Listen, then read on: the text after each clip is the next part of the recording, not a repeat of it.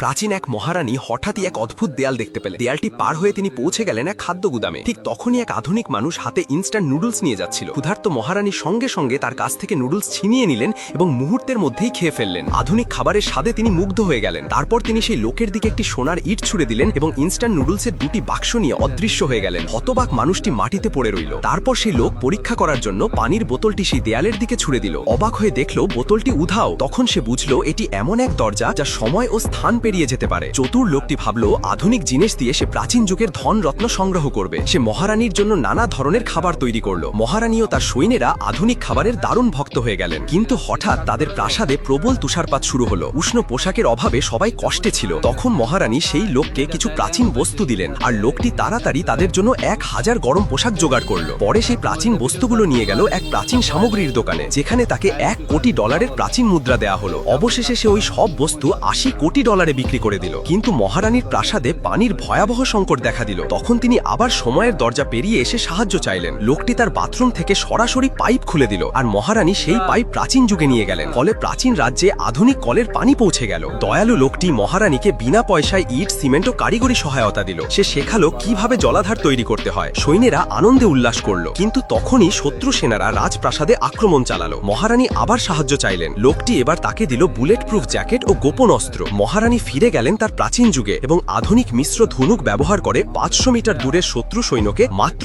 এক তীরেই পরাস্ত করলেন।